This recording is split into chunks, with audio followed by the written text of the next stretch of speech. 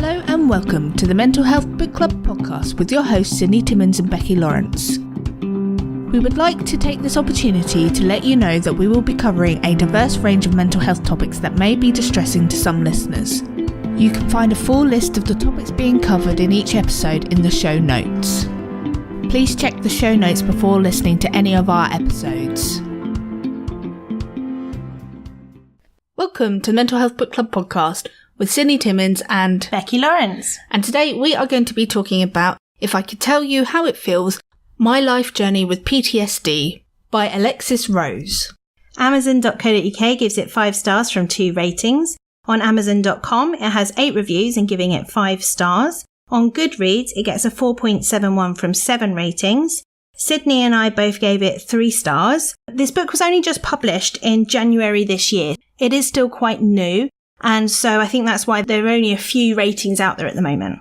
Okay, and the book blurb says, If I Could Tell You How It Feels is a series of essays and poems about living authentically with post-traumatic stress disorder, PTSD. Alexis Rose takes us on a journey into the reality of living with triggers, flashbacks, and the challenges of working through trauma. She writes with intimate vulnerability about the tough subjects of family, friendships, loss, grief, parenting, and therapy. With a sense of universal hope and honesty, the author collaborated with artist Janet Rusa to add a dramatic and soulful dimension to many of the chapters.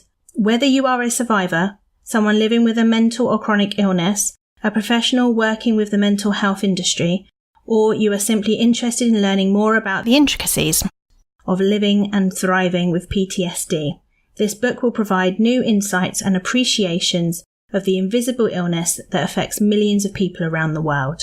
Okay, so this book is around complex PTSD, defined as ongoing repetitive exposure to traumatizing, highly stressful situations. And it's something that I've heard bandied around in the media quite often. It's not one of those ones that you would routinely come across, and that is because it is not considered a diagnosable condition within the DSM. Yeah, so the DSM is basically the Bible for psychiatric and mental health care and illnesses. And it lists like the symptoms and possible treatments and all these kind of things. And it's the kind of guidebook to all psychiatrists, counsellors, anyone really who wants to know the medical side of all of these things. Yeah, but the book is sold as a book on PTSD, not a book on complex PTSD. It's only when you read the book that Alexis mentions complex PTSD because of the additional symptoms that she seems to be having as a result of the trauma that she suffered. Yeah. And so we did some research and we also spoke to the Secret Psychiatrist about this because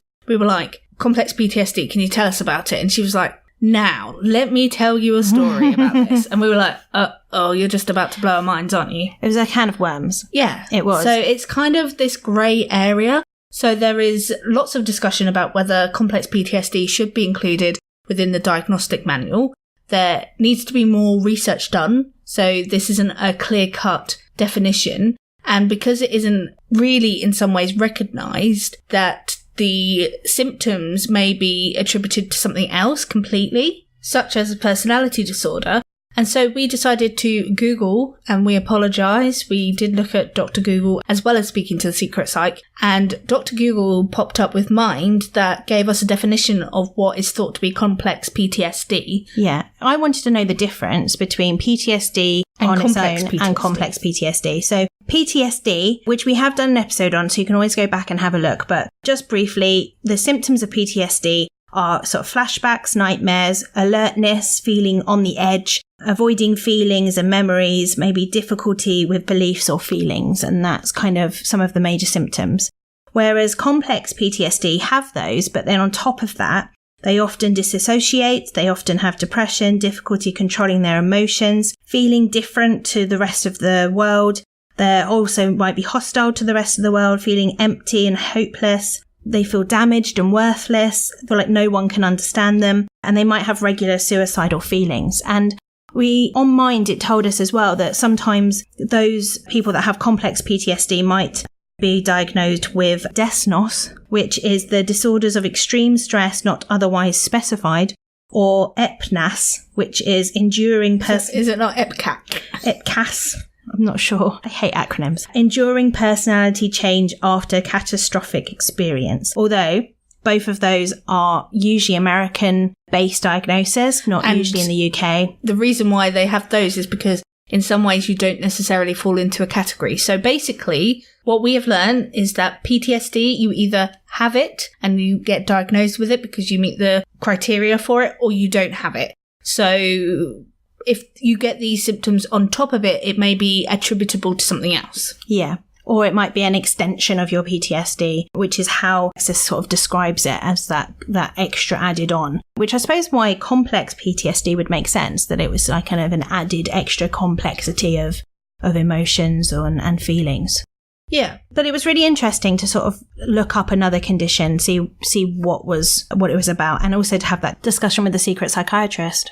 And we spoke to the secret psychiatrist, and this is what she said about the diagnosis of complex PTSD. So complex PTSD it stands for obviously complex post-traumatic stress disorder.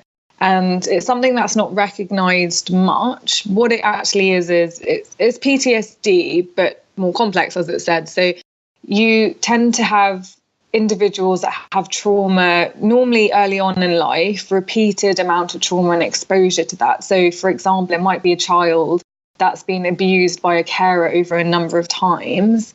And because of that, their development has changed in some way. So they might be really anxious, or they might be shy, they might dabble in substances. It depends on the individual. And because of that repeated exposure, they're getting these symptoms, as well as the post-traumatic stress disorder symptoms you can get, such as flashbacks and things like that. The reason it's quite difficult to diagnose someone with this is because obviously it goes hand in hand with PTSD, and you need to know the case of the individual quite well, and the past history and the development and sort of what's happened in their life. And over years, you still might not diagnose it in someone. So you do need a really thorough history to understand sort of where these symptoms are coming from and to distinguish it between other diagnoses as well. And complex PTSD can really affect someone's self-confidence as well, especially when they get older.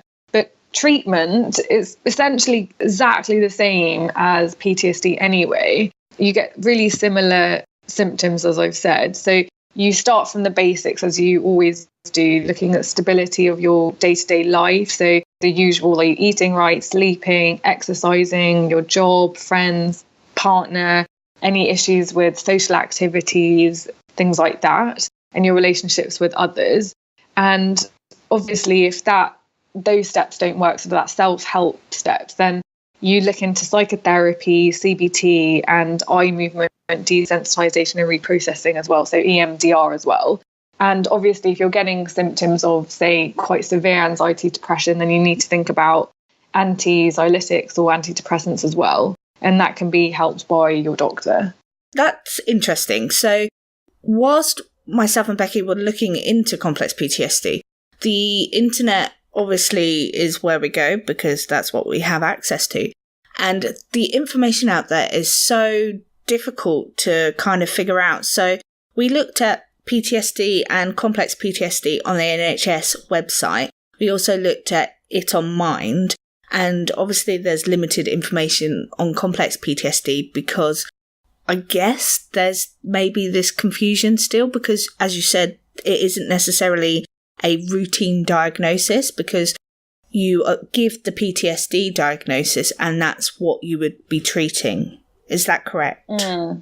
Yeah. Okay. And there's just so little research on it as well. Yeah, which obviously makes it more difficult when it comes to treating it, particularly with all doctors, because you guys are still trying to figure out more about this condition. Well, yeah, exactly what you're saying. So, I mean, it is PTSD, regardless, but it's whether you have that additional, that it's a complex PTSD, but that shouldn't change in a way your management. So because of these additional factors associated with complex PTSD, would there be additional treatment for those, like some kind of different treatment, or would it purely just be CBT based? The treatment would be, it's not that it's just CBT based, the treatment would either be sort of the self-help advice, or it would fall under medication, or it would fall into general psychological therapy. And with that, CBT falls under that, but it can be,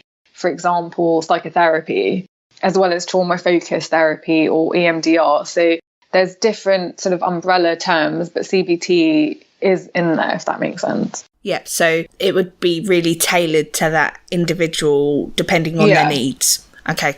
Absolutely, yeah. That's interesting and good to know.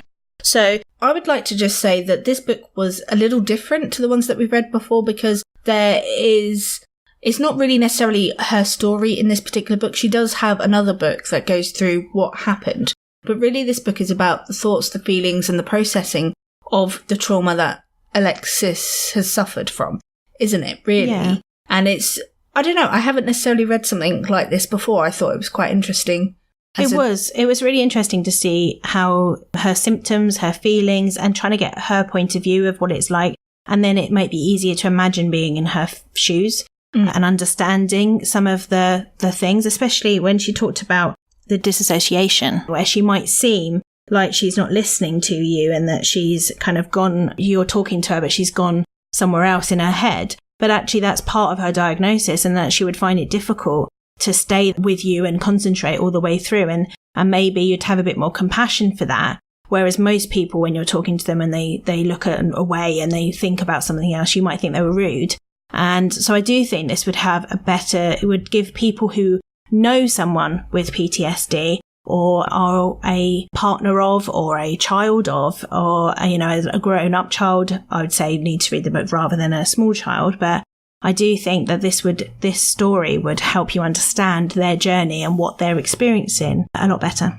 Yeah, and she does say that the importance of this book is not purely just to tell everyone what it is that she has been through, because not everyone is going to be able to identify with that particular story, but really the other additional things that have happened is what she's after. Yeah. And she goes through the symptoms that she suffers, the therapy that she undertakes and the treatment that she undertakes, but also the impact that it has on her family and how her family have to change to support her in this kind of getting better, because it starts off with her not necessarily knowing that she was going to end up suffering with PTSD. Yeah. Because she has repressed all of those memories, and it's only later that they start to emerge. And she says that she feels like she's going crazy. Yeah, and what I found really good as well is she opens herself up to quite a vulnerable position.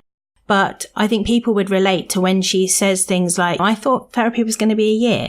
And I thought it would cure me. Yeah. Yeah. I thought when I was done with therapy, I'd be cured and then I'd be moving on with my life. And it's literally go in. And she said she even relates it to when she had cancer. And she said you go in, you have your treatment, you come out and... You're cured of the cancer. Well, yeah. In most cases. In some cases, that isn't necessarily the way it goes.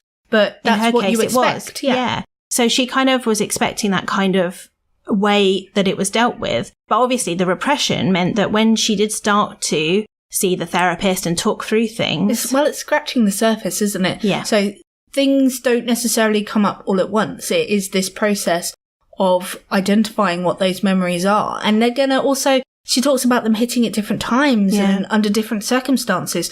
And little triggers that you wouldn't even have associated with it, and then suddenly something triggers it. Yeah. And one of the symptoms she talks about is the fear of the unknown. And actually... That is fair enough for everyone, isn't Especially if you suddenly start realising that you've repressed all this stuff. What else is there? Yeah. Is there going to be something else coming out soon? Is this Am I going to get hit? What's going to hit me next? When's it going to hit me? What's going to happen? And literally she talks about how walking down the road, opening the front door and stepping out of her front door is a challenge. She's scared to go out in the world. And I think that's because, it's probably because she's also hit by a lot of shame.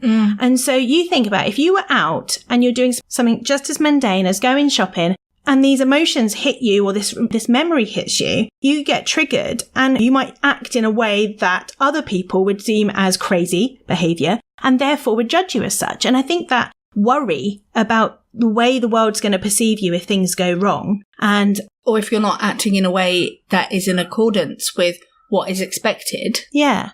I do think that you can understand where that fear of the unknown, of what's going to happen, of going out into the world, and actually your home becomes a safe haven. And it should be. Your home should be where you feel safest.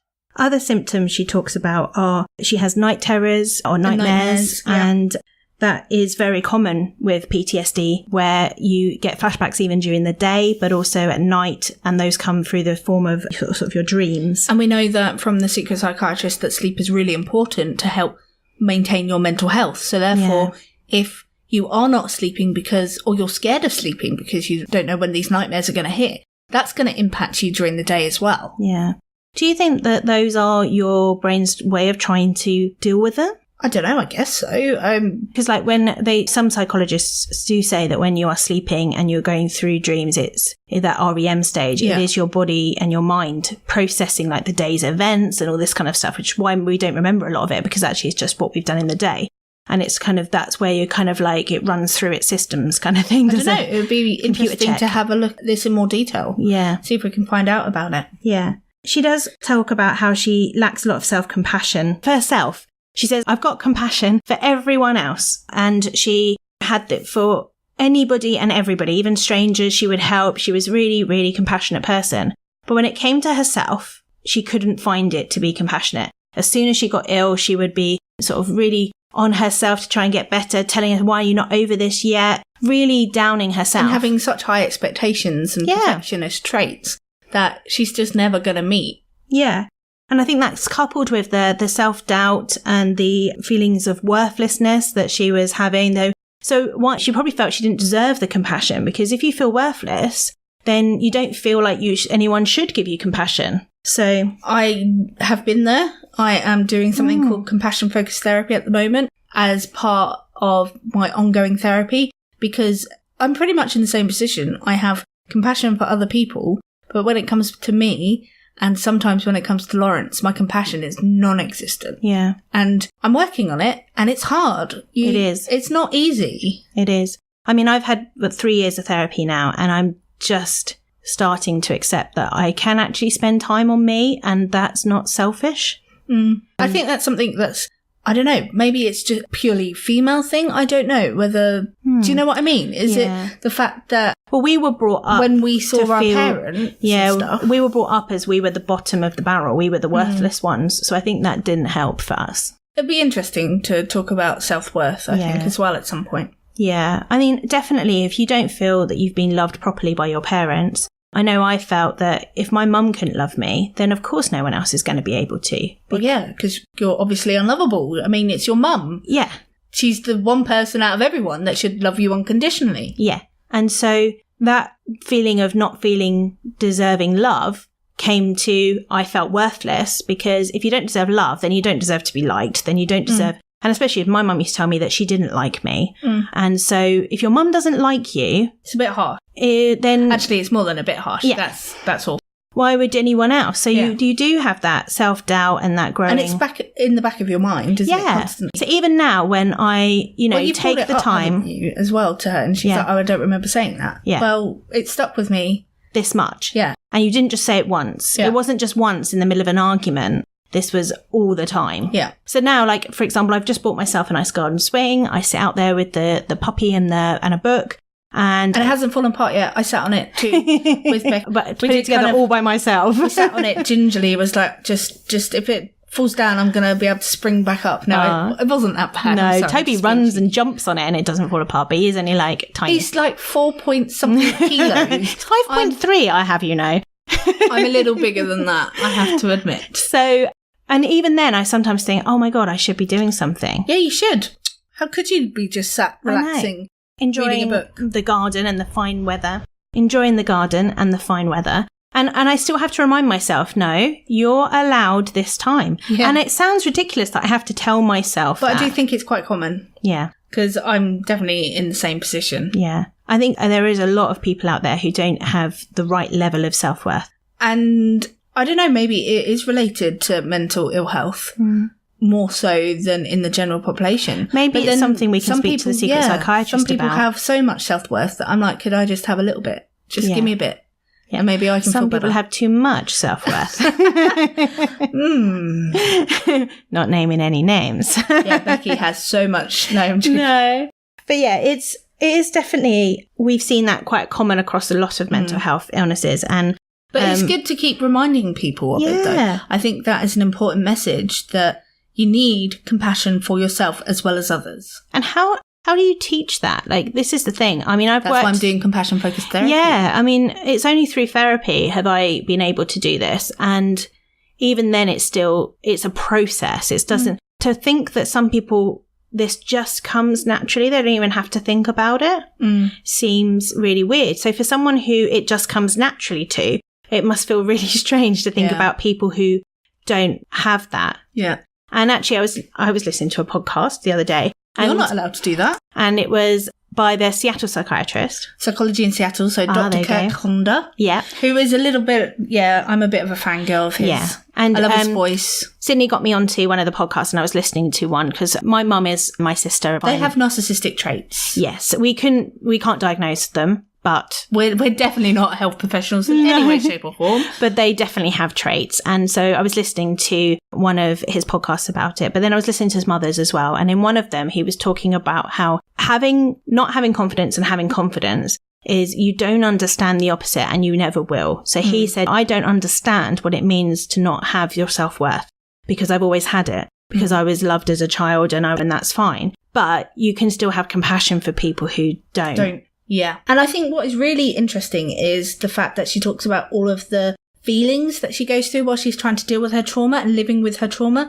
And she talks about the fact that she feels anxious, she has depression, there's desperation, there's fear, there's numbness. She feels violated, insignificant. There's grief, loneliness. She feels unloved, neglected. There is shock, there's pain, there's confusion, there's anger, there's disgust, there's ugly, there's abandoned, there's disappointed, there's hopeless. And there's betrayed. And all of those things, when you think about it, that's negative. A list, isn't it? That's a bit of a list. It is a very big list, but it's also a very list, a very big list of negative. If I had to write down all the negative feelings I've ever had, that might be the list. But not in necessarily one go, would you be feeling that? And some of those are extremely deep and hard to deal with on their own. Anxiety can be a whole condition. Depression can be so deep and dark And just because she's saying that she is suffering from anxiety and depression, it doesn't necessarily mean that people who have anxiety also have depression and people who have depression also have anxiety. It's just that those things, in her case, are coming hand in hand. I can definitely understand why confusion is one of those. Oh my goodness, yeah. Why did they pick her? Why?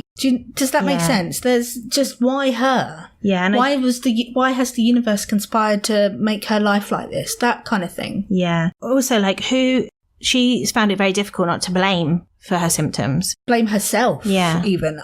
Other people, you can definitely blame them because they're the ones that implemented the trauma in the first instance. But she often blamed herself. Yeah. And found it very hard to accept that actually she isn't her symptoms. Her symptoms are a result of what she's been through. Yeah. And on the same line of that, she sometimes says that she's not happy. She says she does feel contentness with knowing the truth of her life and being able to live with authenticity now that she has unrepressed all those emotions. But she's not happy. She's content. She has moments of happiness. But then we've talked before about actually what is happiness. Yeah. And I would say happiness is happiness. Contentment with moments of happiness. So maybe she should reclassify herself to say, actually, I am happy. Yeah. Yeah. But she also talks about that journey and how getting to the point where you accept what you've got. And the really nice phrase that you really liked was the fluidity of acceptance. Yes. And I think I want to go into this in a bit more detail, if that's right. Yeah. So the thing is, whenever you are diagnosed with a condition or a mental health illness or anything like that, so for example, with this PTSD, there are times when she just wishes that it didn't happen. Which is normal. Exactly. But that's the thing that I find really hard to get my own head around, because there are times when I'm like, okay, what I need to do to make myself feel better is to radically accept that this is the situation I'm in. But you almost have to do that on a daily basis. Well, that's the thing. So when you learn the skill of radical acceptance, you have to constantly do something called turn the mind, because there are times when you are sat there going, well, why was it? Yeah. And that's, again, it's something that I find really difficult as to how do you really radically accept something? Yeah. I think it's when you stop asking that question. But I don't know if I ever will. Yeah. That's the other thing. So this idea of the fluidity of acceptance is quite an interesting concept for me, because I felt that I was beating myself up because I couldn't radically accept the fact that this is the situation I'm in. Yeah. Does that make any sense whatsoever? Completely. Because it's maybe me overthinking things. I don't know. No, I mean, I have a fibromyalgia, the chronic pain condition, and it's taken me a long time to stop asking myself, why do I have this? And on days when it's really bad, I still do. But most days now, I just kind of get on with it and accept that it's there. I take the tablets, I deal with what I've got to deal with, and on a daily basis, I just get on with things. But don't get me wrong, I'm still getting on with things. Oh, yeah. But I find it really hard to just go, okay, this is me for the rest of my life. But is it maybe, when you feel those feelings of why me, are you still feeling the anger, or is it just a question? No, there's probably still anger there. Because I think maybe it's when the anger, because, like the levels of... So in chemotherapy, one of the modes that I find the most difficult, so if you've ever done chemotherapy, basically it's when you were a young child, you form these set of kind of like shortcuts of a way to deal with the world. And when you are constantly put through a particular type of scenario, you start to get these certain feelings. So for example, for me, I often feel something called defectiveness. So I don't feel like I'm ever good enough. And with that comes hand in hand with something called modes. So basically, chemotherapy says that you are split up into these several modes. So there's angry child, there's happy child, there is critical parent, there is punitive parent, there is healthy adult, and all of these are you. So that's only some of them. There's lots more in there. But for me, I find that critical parent is the thing that beats the crap out of me on a regular basis. Because you had very critical parents. It has my dad's voice, the critical parent. And it's when critical parent kicks in and starts questioning everything, that's when I find my level of acceptance just disappears. Because critical parent is like, well, why can't you get up out of bed and do this? Why can't you do that? What's going on? You're useless, you're rubbish, you're an idiot, you're this, that and the other. And that's what I find probably the most difficult. But anyway, that was a side note. No, that's really interesting. But if I could grasp onto that fluidity and just be like, yes, because radical acceptance for me, because of the black and white thinking, is you either accept it or you don't. Well, there's nothing in between. If you can... This fluidity thing... be on a scale of acceptance. Yeah. Like today I feel less accepting than I was yesterday. Maybe a better way for me to look at it. I think you'd feel less defective when it goes wrong if it was a scale, because you think, okay, well, today it's a little bit less. Yeah. Tomorrow it'll be a little bit more. Tomorrow might be more. You never know. And Alexis does say that acceptance is really difficult. It is something that is so hard to do because you didn't do this to yourself. And so you want to blame the world, but then you don't know why. And then there's this whole, if you are religious, is it being given to you by God? Or I've had people say that to me. This is just God's way of testing you. And I'm like, well, I must have been really horrible to him somehow. What's the need to... I mean, and I studied philosophy, and a lot of the Christian philosophy talks about why is there suffering in the world if God exists, and most people put it down to free will, but free will made me... I didn't go out and go, you know what, today I think I'll go and get MS and borderline personality disorder and all the other things. Yeah. But it's not your free will that affected it. It was your parents and what they chose to do then affects you. But that's not my fault. No. So we see free will as ours, but actually free will is the world's choices have an effect on us. And that can then give us things that aren't our fault. And it's not your fault. And that is hard in itself to accept. But I do blame myself. Of course, because that's what you were conditioned to do. You were told it was your fault. So from a young age. So it's going to take a long time for you to ever get to the point where you accept it's not your fault. But yet you've still got to live with it. So I can understand I do. Why there's anger with that as well. Yeah. So I think it's really nice that she does talk about this, though, because it's one of those topics. It makes it so much more relatable. It makes you feel that it's coming from such a raw place, because these things are really something that is fearful for most people. You're admitting to your own flaws. You're admitting that there are things that you find difficult, and that in itself makes you vulnerable. Exactly. And she is being so vulnerable in this book. But it makes it so relatable because because the vulnerability, you can go, I can relate to that because maybe I go through that, but I haven't had the balls to be able to speak about. Yeah, and what she's talking about, you can go, I'm not the only one that struggles with this. Yeah. There are other people out there who are having the same struggle over different things and over different conditions, but it's still that struggle that you can feel like a shared community at least, and actually feel you're not alone in it. Because she also talks about how lonely she feels through all of this because she's the one going through it. And she said, I had to accept that that was the case because there was no one to go through it with. And even if people do understand to some extent, they're not you. They're never gonna feel it from your perspective. And I think that's also quite difficult. What I crave in life is just for someone else to understand me, who I am, and why I react a certain way. Yeah. And that's never going to happen. They can probably be better at empathizing with me, but they're not going to fully understand. And it's not their fault. And am I expecting too much of people? Well, it's almost someone needs to get inside your head and relive your whole life and then come out. It's never going to happen, and then is it? Okay, now I get it. And there's probably people that get it more than others because I think so, they take the time to listen and have similar, but maybe not the same experiences. Yeah. But at the same time, you're right. There's people who have had like the best childhoods can't understand when I talk about my mum. There's also people that have had the most loving childhood, but yet still are suffering with anxiety or depression or something like that because maybe they're not meeting expectations that have been set down. And I think we are taught that the world is kind of a logical place. We kind of want it to be a logical place, but it's really not. No.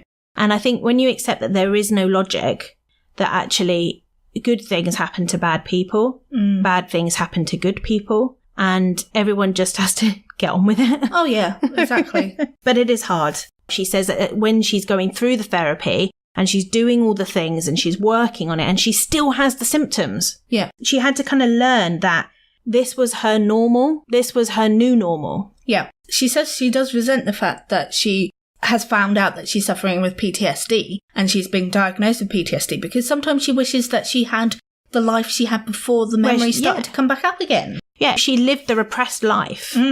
Sometimes she thinks she would have been happier. Now, whether that's true or not, it's very difficult. And actually, would it eventually have come out anyway? Who knows? But it's a bit like wishing for the golden age again, where people say, oh, childhood, best years of your life and stuff. When actually we used to go outside and play until the street lights come on. And Mum would only come over the field if we were missing at like 10 o'clock at night. But it's perspective as well, isn't it? Yeah, and it's rose-tinted glasses looking back at the past as well. But she does say there are some positives with what's come out of things. So, well, she knows herself better now. Yeah, and she can actually start to find herself and choose who she wants to be, rather than whereas before, when she was repressing, she was putting everyone's lives before her own, and she just lived to serve everybody else. Yeah. Whereas now she can actually start thinking about her own needs and her own wants. Now, this is that's quite an interesting radical concept. I'm just going to put this out there because I've been trying to identify my needs in therapy myself. Just saying, just because this is something that I should throw up and something to think about, is that how do you know what you need when you've never been given it in the first place? No, it's true. Now, it's been bugging me so much recently. It's one of those things that my therapist is like, so Sydney, tell me what you need. And I'm like, I just don't know. What are you talking about? What do I need? I don't know what I need right now. Yeah. And being put on the spot like that is quite difficult as well. Oh no, because I'm getting better at other things at other times. I can vocalise what it is that I need at that point. But at the moment, not a chance. Yeah. Do you think that comes from seeing what other people get? I don't know, because these are the things I missed out as a young child. Does that make sense? So at times when I'm not necessarily being understood, so for example, and you would say maybe what not a normal parent, but maybe what a more in tune parent with their child would do would be to sit there and go, it's okay, darling, don't worry about it, or like talk through the situation. Yeah, I'm listening, I'm hearing you, I'm helping you. I would be dismissed and shouted at, and I was in Costco the other day. I'm sat there, I'm eating my jacket potato. The next thing I hear is this kid screaming, and this woman is shouting at the kid, stop crying, blah, blah, blah, blah, blah. Because basically what she'd done was she'd broken the hot dog sausage in half so the two kids could share the hot dog sausage. And this kid was like so upset that the sausage was broken in half. Which you can kind of, you do kind of go, oh, bless. But instead of going, I understand that this might upset you, you knew that this was going to be a case of you having half each. And plus, Costco sausages, just give the kid a whole one. It's like £1 something, for goodness sake. But anyway, and she just screamed at him, stop crying. If you don't stop crying, you won't get sausages. And it does annoy me as well when people say stop. How do you just suddenly stop crying? No, you wouldn't. But just to go, I'm sorry, darling, I understand that you are distressed or upset by the fact that I broke the sausage in half. However, you do need to share. You are still getting half the sausage. But in this particular occasion, it needs to be broken in half. Just to explain the situation, just go, I hear you. Yeah. I understand that you're upset by this. I've broken it now. It's not going to get stuck back together. Like, there's nothing I can do to fix this situation. So we're just going to have to deal with the distress. What do you do in that situation? This child is distressed. Yeah. You would give the child a hug. You would reassure them. Yeah. Nothing bad is going to happen because the sausage is broken in half. You just eat the sausage. It'll be fine. We've said sausage a lot now. We have. Okay, sorry, people. But, yeah, no, I completely... But does that make sense? And I think that shows that what you need is to be heard. Yeah. And actually being heard is so powerful. Give him a hug and say it's all right. Well, you probably were being triggered by that child and that situation because you often weren't listened to. Yeah. Yeah. So another thing I really enjoyed was the analogy about climbing a mountain, which Alexis actually did. And I was like, I'm impressed. Climbing a mountain, you go, girl. Yeah. But it wasn't necessarily a smooth process. And it's exactly the same with mental health. Yeah. So the analogy is that sometimes they're climbing the mountain. Sometimes you're just looking at the view. Sometimes the fog's coming in. Yeah. And there's divots in the road and there's diversions and there's switchbacks. Sometimes it's uphill, sometimes it's down. Exactly. Sometimes it's flat. And yeah, we both really liked that metaphor that it was kind of this a healing climb. Yeah. And talking about that, she actually kind of admits that she thought when she was done with therapy, she'd be healed. Which, again, we've talked about this, I think, briefly in passing as we were doing this podcast. But I do think that that is probably one of the most common misperceptions that most people have about therapy. But she says what you do get out of it is all the coping mechanisms to then be able to deal with your mental health illnesses and issues and that outside of the therapy room when you've left. Now, she actually finishes therapy. This is a 9-year journey that she talks through. 8 of those years she's in therapy. And we have both said that actually we're both in therapy. And I have been in therapy at this point for probably 6 years, and I've been in about 3 years. And I would be petrified about giving up on therapy at this time. I also really like my therapist. I get on really well with her, and it's quite... we have quite a casual... It's still professional, but it is a slightly casual relationship in that we have a chat at the end and say how are things, and as well as, but then that's helped me because without that I wouldn't have been able to trust my therapist, and I think she picked up on that. My therapist is almost like a surrogate parent to me, and I don't know, I don't think I can let her go just yet. Could you imagine never seeing her again? I think I'd cry lots. It would be like being losing a parent. Being abandoned. Again, all over again. So there would need to probably be a lot of work when we get to that point, if we ever get to that point, where in some ways we are kind of winding down therapy. Yeah. I mean, mine has got to once a month now. So I used to go, it started off a couple of times a week, and it slowly has got down to once a month. That's a bit longer at the moment because she's on holiday, then I'm on holiday, and it's... Which is rude, I personally think. Where is my holiday and all of this? You can't go on holiday when I'm there because you've got to look after my puppy. That's true.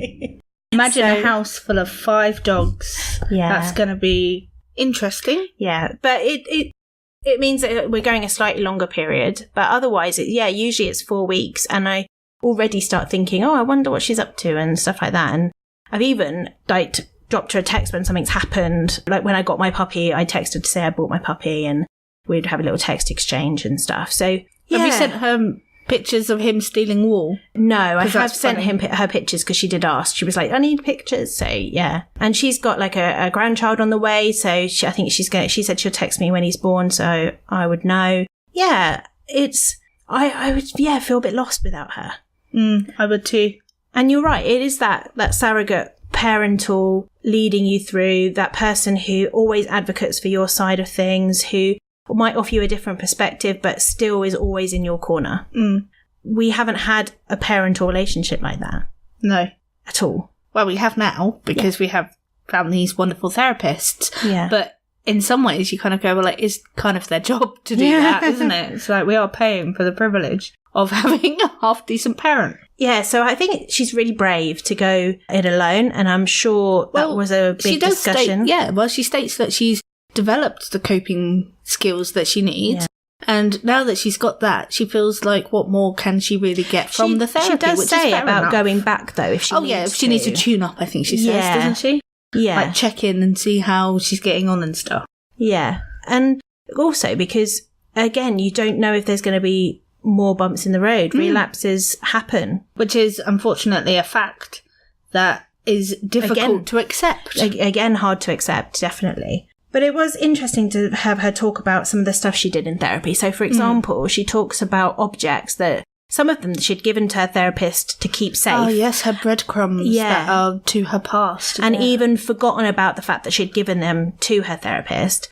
And then she thinks they're her smoking guns, as she says. Well, I definitely think they are. They're what is holding her back and remembering the past, isn't it? So, but her therapist talks to them as breadcrumbs. They're leading you to the smoking gun, maybe, that actually will end up opening that last box. And they talk about it, they talk about the objects, and I thought it was a really interesting way of thinking about why. And I do keep a lot of mementos. I used to, I don't anymore. Yeah, I have a lot of tickets and a lot of things, and it did make me think, like, why do I keep these things? What am I keeping them purpose? For? Yeah. And do I really need these things? And then there's things that I did get rid of that I do sometimes think, I wish I had those. Yeah, why did I get rid of that? Yeah, an ex of mine got maybe get rid of like some letters that me and a previous ex had written to each other. And then sometimes I do think, I wish I had those letters just to see and have a look. Yeah, bit of jealousy going on. Yeah. So it was interesting to see that sort of thing. And she talks about a photograph that and that is like her end point, isn't it? That was like the last thing that she is finding that she's drawn back to, and it's kind of the last piece of the puzzle. Yeah. And she felt that as soon as she Alexis felt that when she gave it to the therapist and handed it over, she was like, well, that's kind of my story, that's it. That's where it comes to an end. And she's like, you know what? This is a positive step. I have now removed that from my life. Yeah, because it does seem, why would you keep mementos of such a horrible time? Yeah. However, she's doing it because she needed it to help her through later on, to remind her of the things that she was repressing. So, yeah, really interesting. So that's kind of all the therapy and kind of all of her symptoms and stuff that she talks about. The one thing I think we should talk about is her relationship with her family. Yeah. And I think that is another extremely important thing. Yeah. So she has a daughter and she has a son and a husband. Her husband seems really supportive. He picks up the slack. She says she knows she puts pressure on him for all of this, but he's very supportive and wants to help her through. And in some ways, it is kind of why they're there. They're meant to be there through the good times, the bad times, the ugly times, everything. In sickness and in health. Exactly. Yeah. And then her daughter, who she does say does become one of her caregivers. However, she does say it's really important to make sure that there's a line that's not crossed, that there's a difference between a child helping with care and then a child taking on a parental or therapist role. And you don't want those things. A child shouldn't be parenting. A child shouldn't be an adult therapist. And I think that's probably one of the things that we would definitely agree with, because we've kind of been there and done that. We have been, in some ways, the carers to our family members, particularly our parents. So I believe that one of the things that I've learnt through therapy is that as a child I was parentified. Yeah. So I was the one that took on responsibility for the cooking, the cleaning, the everything in the house, the making sure that everyone was fed and clothed and... Yeah, and bringing up your sister. Pretty much, yeah. Not that they would admit to that, I don't think. And I mean, I also know that my dad used to talk to me about his problems and things when I was a child. He told me when I was about 12 that he wanted to leave my mum, but he wasn't sure how. And the only reason he was staying around was because we were there and we were kids. And here, my darling, have all of my burdens. And that's where the line was crossed. And he tried to use me as some therapeutic child and a friend. When actually what he'd done was caused me a lot of fear that my father might leave and leave. And he was the only one that was, he was the only one there really protecting you from your mother. Well, at times when when he could. Yeah. So, yeah. So it's really important. And she does say that she does worry that people judge and fear and worry what she's doing to her children by having a mental health illness in the house. But then that's the same. I think that's the same for anyone who is suffering with some kind of mental ill health. However, or even physical ill health. Yeah. But however, I do really think that if you are someone who has gone through some mental health issues, you have gone through therapy or you're still going through therapy, that you are learning about yourself in a way that means you go, hang on a minute, I could do something better. Well, you become much more self-aware. Yeah, the self-reflection. You can identify when you go, hang on, that didn't work. So, for example, I'm not a parent.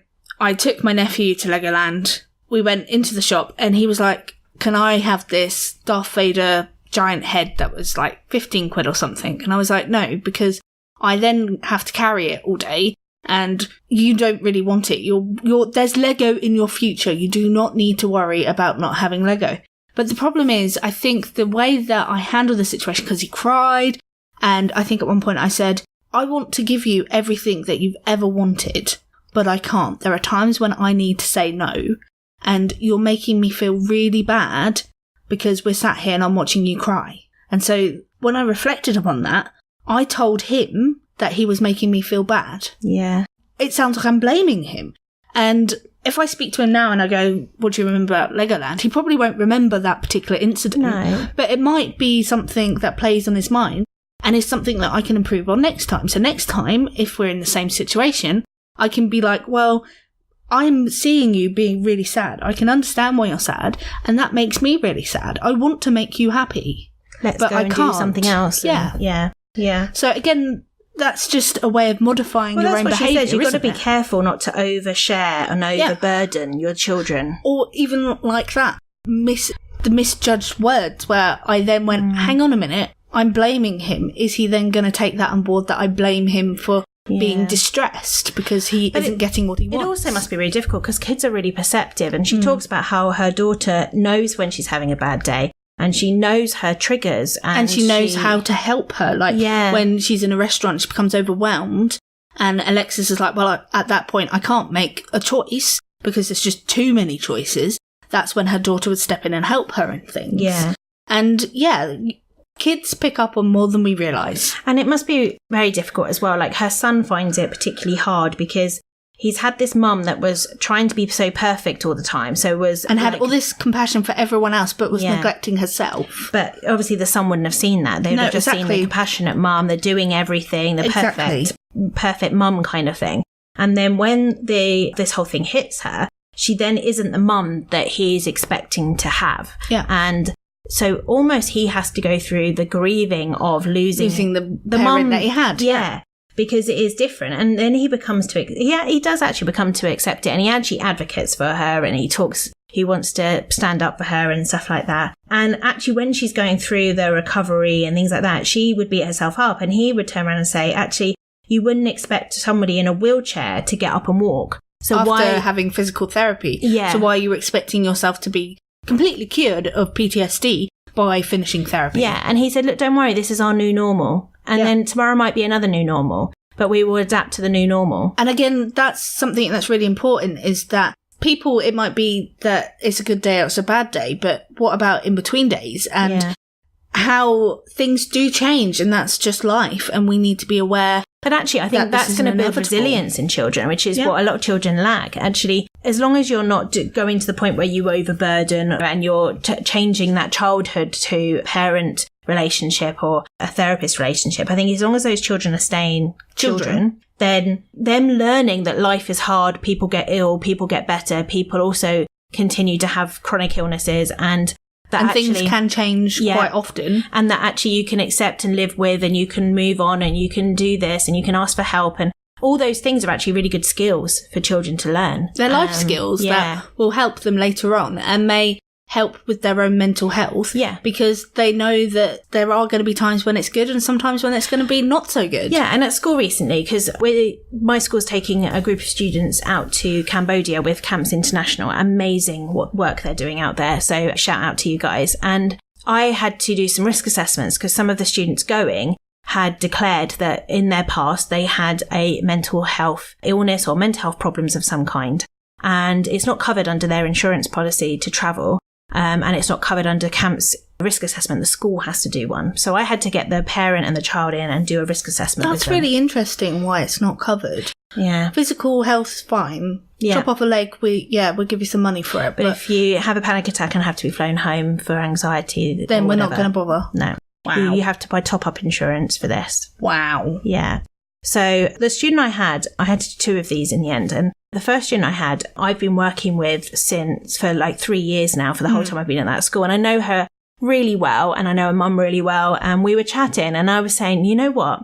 You're in a really good place now. You're out of your exam. She's just finished all her year 11 GCSEs. Yes, there's a bit of anxiety about the results, but she's like, you know freedom! What? Yeah. And she's very much like, I can't do any more now, so I've just got to wait. Yeah. And that's what I was teaching her, that actually once you can't change something, that's it. It's almost useless worry. And we do useless worry all the time. Oh, completely. But trying to put that aside. And then I said to her, well, when you're out there, we went through all the different things that could affect her and went through the whole story. And I went through all the worst case scenarios to try and see what might trigger her anxiety and stuff. And I said, but at the end of the day, you've come a long way and you'll know, because you've been through this, you are actually more likely to come and ask for help and say, look, I'm struggling, rather than maybe somebody the other who might experience it for the first time when we're out there and then not know what to do. Yeah. So actually, she's almost less of a risk because she knows kind of what to be doing and how to get the help. Yeah. And she'll do that early on. Yeah, that makes sense. Because you see the triggers coming up and you react in an earlier way. So, so we sort of had this conversation and actually said it builds you strength and resilience that other people don't have and a self-awareness that other people don't have. Do the students that are going out to Cambodia, are they going to be exposed to the hardships of life in Cambodia? Yeah. So, for example, in Cambodia, quite a lot of people are affected by landmines because they buried loads of landmines and unfortunately people are still finding them. Yeah. And by finding them, that means stepping on them and losing limbs and things. Well, the kids aren't going to be losing limbs. No. But that's not in my risk assessment. You're right, hang on a minute. No, but for me, that would be quite traumatizing to see someone who has gone through that particular type of life experience. When I was out there, we went to one of the temples and on the walk down to the temple, there are these bands that are playing music and you donate and you can buy a CD if you want to. And those players are all people that have learned musical instruments so that they can in some way beg, but also earn the money from tourists. And they have all lost a limb of some kind due to either the landmines or polio is a big issue in Cambodia as well. So we then see these, so they're walking past and they can see they get any limbs and things. Support before they go? So before they go, I have sat them all down and told them about all the issues. It's not necessarily going to be easy. You're going to see people that are in potentially a really bad place and have some issues. Yeah, I mean, one of the reasons I went on the recce and the camps pay for us as teachers to go out and see what's going on is so that you can go back and you can say, look, I did this. And actually, I say to the kids, the worst moment for me was when I went to the killing fields where thousands of people lost their lives. And there's a tree that kids were thrown up against. They held the legs and you can still see the mark. It's higher up now because the tree has grown, but it's there. And that for me was one of the hardest things I think I've had to stand and watch in my entire life. And I couldn't do it. I had to walk away. And I've said to the students, look, those days when you go to that and you go to, there's a prison where people were tortured and treated extremely badly. And there's still, again, stains and stuff. And you can see that. And those days are going to be hard. Emotionally, they are going to be hard. Emotionally draining. And I even said to the students, I had to do the extra risk assessment. Feeling bad on those days is normal. Feeling anxious on those days is normal. Everyone is going to be feeling that way. You are bound to, because if you're not affected by those things, then that's when there's a major problem. And I might have there may be something more going on. Yeah, but I've said to them, all of them, do a bit of research about the history, do a bit of research about where we're going and about what it's about. And I even showed them pictures of, there was a lady we went and saw who was so excited because camps were building her a house and there was a toilet and a well, and she was going to have this life she never had. And she had lost her husband. She's now got a new husband and she just had a baby, and she was really happy, but she was living in this wooden hut. And seeing that in itself, when this baby is living in this hut with her, and so's grandma and 2 other kids and all this. And I've seen better chicken huts, you know. And my next door neighbours have got a pretty good chicken house. Yeah, and so those your sorts of bunny things as rabbit's well. almost got probably a better house. Yeah, that we keep seeing. We're going one day, one day. Yeah, but yeah, so it is kind of. I have tried to get them to prepare themselves for it. There are certain things that, though, even though I knew I was going to see certain things, You I still couldn't prepare yourself. No, until you're there. But again, it's being aware. And then some people say, well, you could opt out and not do that day. And I was like, but that's kind of the whole point in some ways. If you don't do it, are you going to then feel guilty because you haven't done it? I would probably go ahead and do it, but I would probably need to do a lot of self-care afterwards. Yeah. Even like when we used to take, my last school, we took children to Auschwitz, and I've been there. That was really quite difficult to process. Yeah. And in the evening, I mean, we're taking teenagers, and they were sort of 14, 15 at the time. And then after that, we used to go to a water park in the evening, and people would be like, oh, that seems a bit like extreme. And we were like, but it gets it out of their head and it gets them to have some fun before they go to bed. And because at the end of the day, yes, it's horrible. I and kept yes, dreaming it's nasty. about the piles of glasses and the piles of shoes and the piles of bags. And as grown-ups, it's hard for us to process all of that. We have to help kids process that. And so taking them to the water park and letting them have fun and saying, this is okay.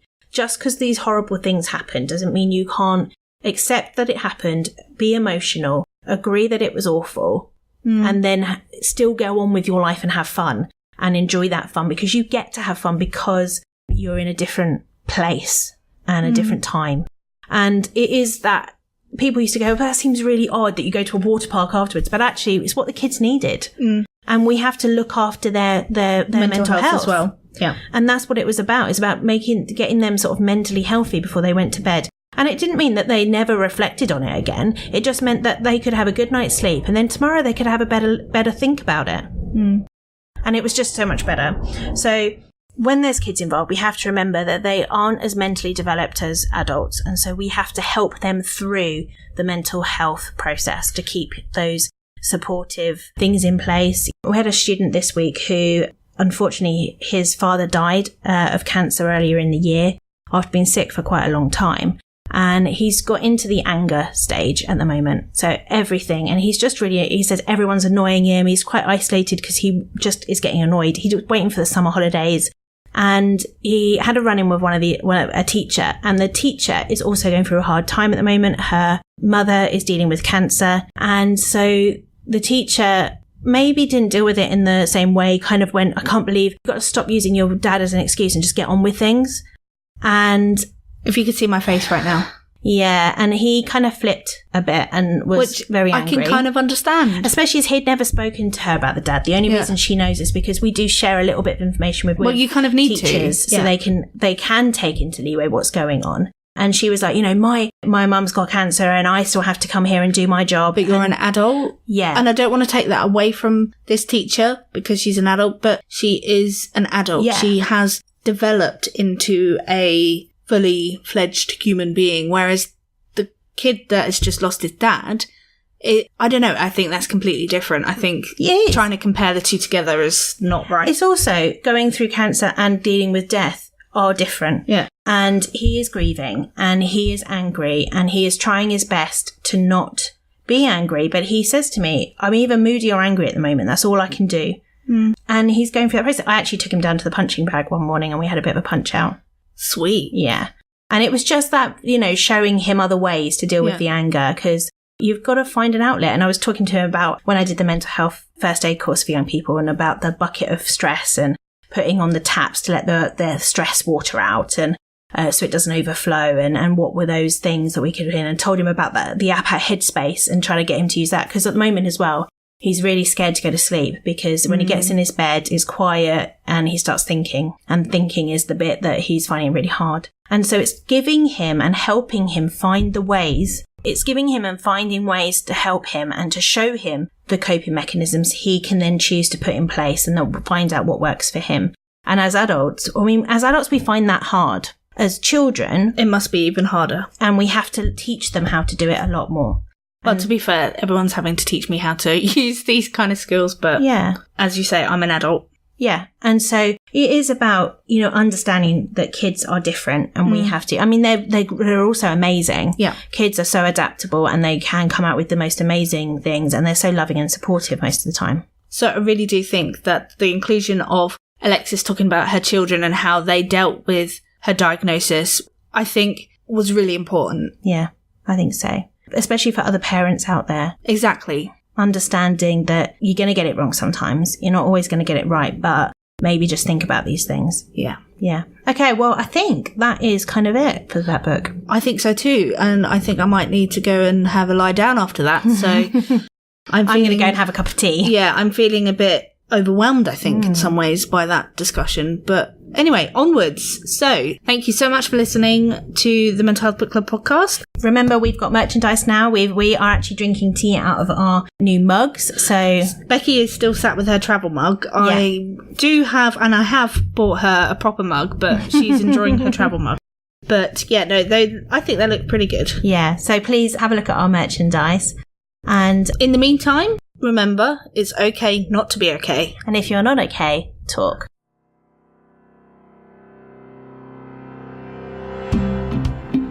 Thanks for listening to this episode of the Mental Health Book Club podcast. If you need additional help with your mental health, please contact the Samaritans on 116-123, which is a 24-hour helpline. And if you need additional information about mental health issues, please visit Mind at mind.org.uk. Our next episode will be an interview with Alexis Rose, author of If I Could Tell You How It Feels. Our next book will be Love and Remission by Annie Belasco. If you'd like to find out more about the MHBC podcast, please visit our website, mentalhealthbookclub.com. We really hope that you enjoy this podcast and we would like to hear what you think. Please head over to Twitter, follow us at MHBC_podcast, or head over to Facebook and follow our Facebook page, which is Mental Health Book Club. If you would like to show your support further, please share us with your family and friends and leave us a 5-star review wherever you get your podcasts.